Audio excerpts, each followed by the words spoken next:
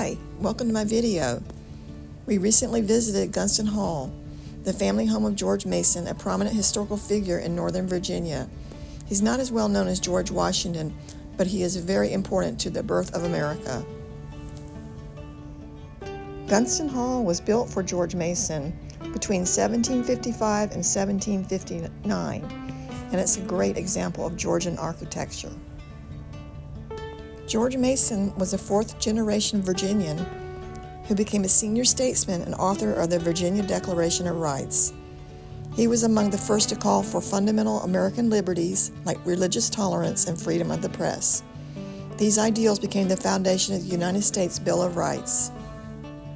We have arrived at the visitor center and will visit the museum first.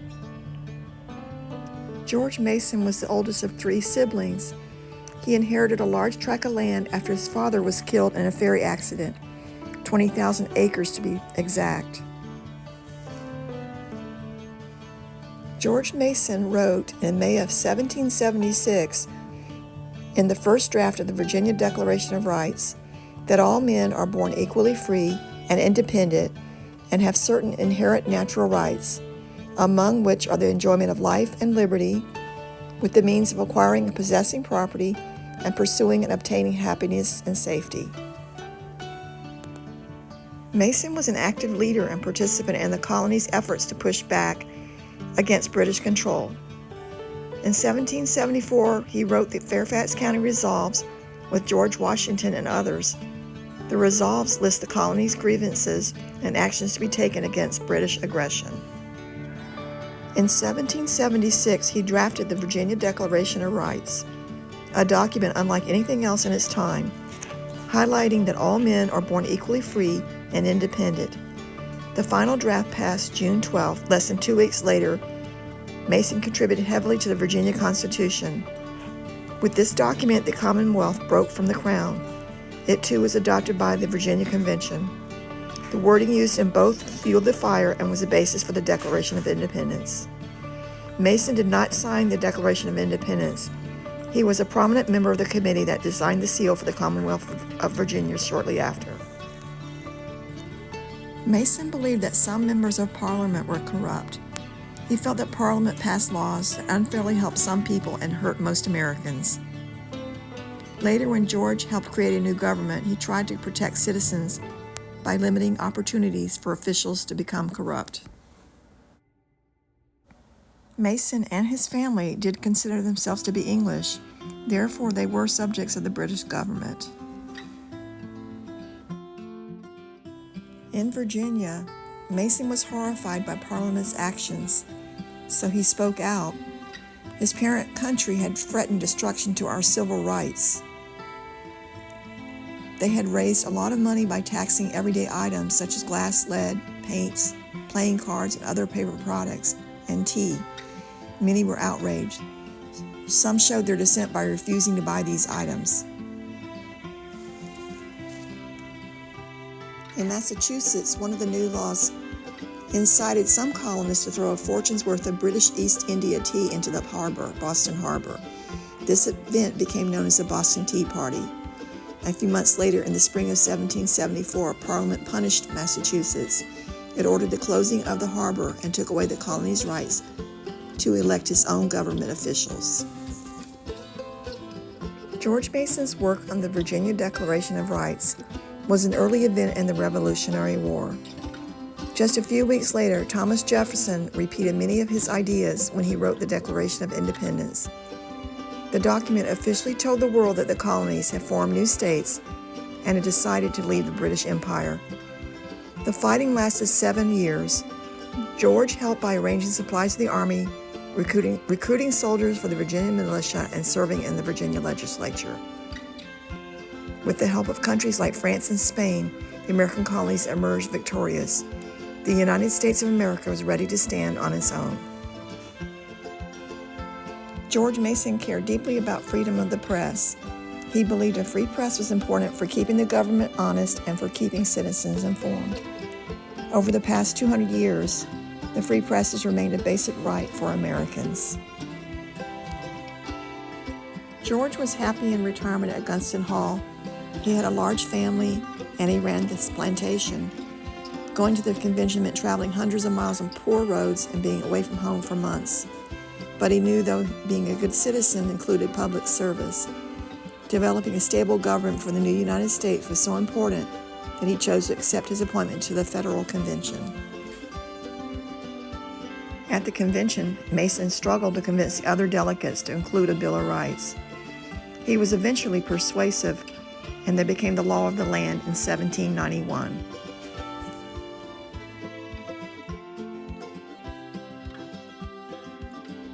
We next tour the mansion, which reveals a wealth of popular Georgian interior designs. The tour highlights the symmetrical central passage, the simple Virginia neat and plain parlor, elaborately carved Palladian room, and the colorful Chinese room.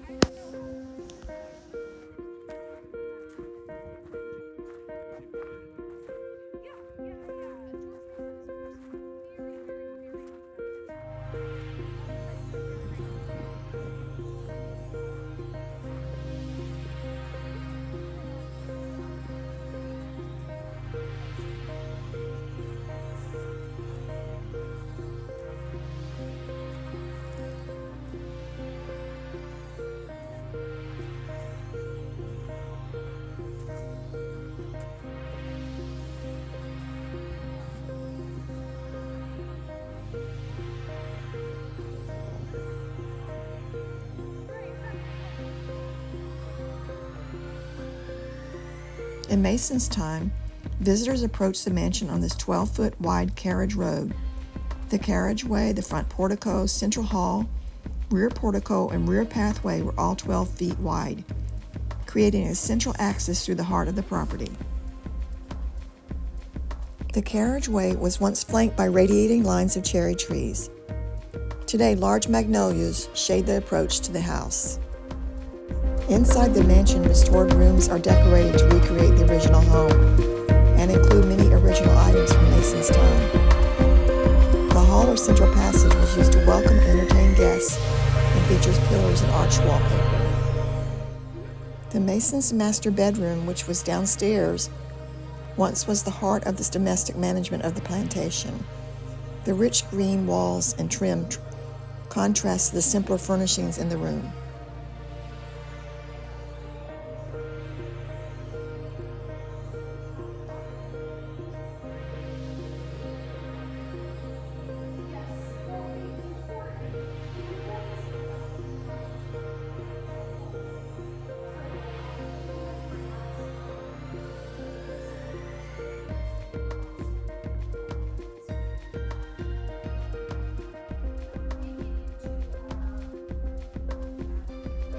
Named after Andrea Palladio, the famous Venetian architect, the Palladian room is absolutely beautiful.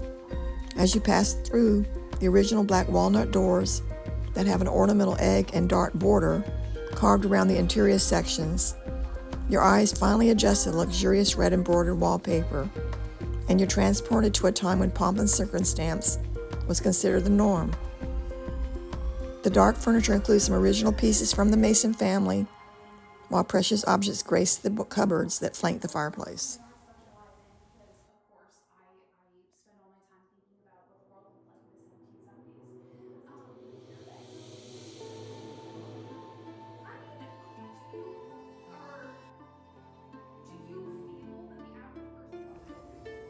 The Chinese room functioned as a formal dining room.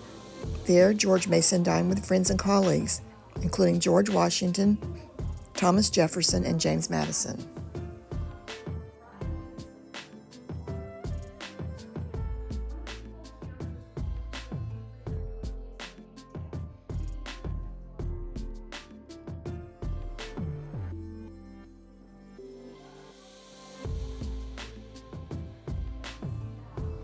There were 9 children in the Mason family, and their more modest bedrooms are upstairs. House servants climbed a very tight curved staircase to move between the basement and other floors of the mansion.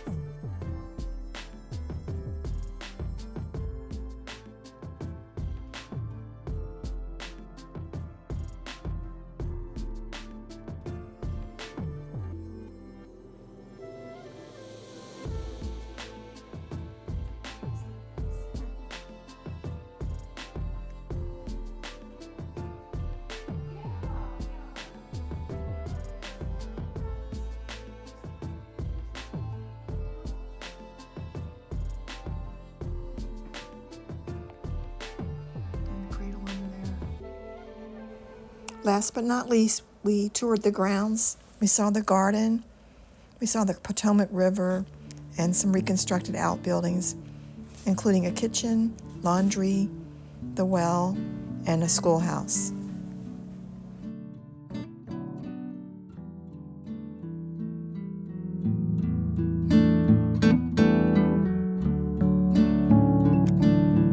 The American Revolution, as well as the Civil War, took a toll on the house. It passed through the hands of Edward Daniels from 1868 to 1891 and Joseph Specht from 1891 to 1907. In 1912, Lewis Hurdle bought and restored the property to its original grandeur with his second wife, Eleanor Daughtery. The house became a place of entertaining during the 1920s. Upon his death in 1949, Lewis bequeathed Gunston Hall to the Commonwealth of Virginia with the provision that it be managed by the representatives of the National Society of Colonial Dames of America.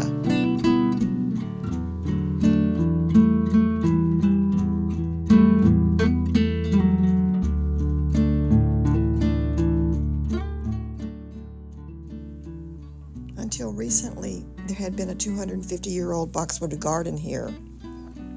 This vantage point would be exactly what George Mason would have seen every day when he lived here.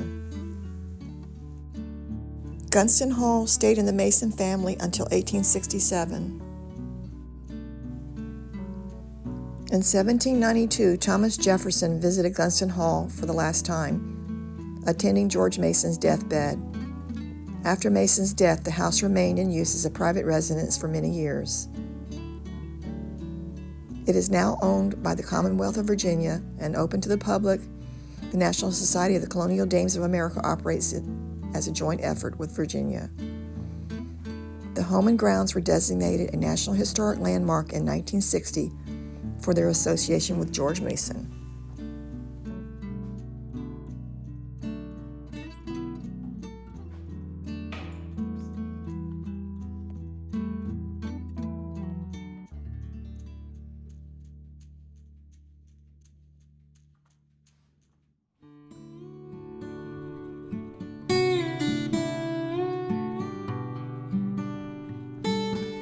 Gunston Hall was one of Northern Virginia's first brick homes. The bricks are anchored by sandstone cornerstones from the nearby Aquia Creek Quarry. The house has 2 chimneys at each end, 10 dormer windows in the front, and rear provided light to the second floor.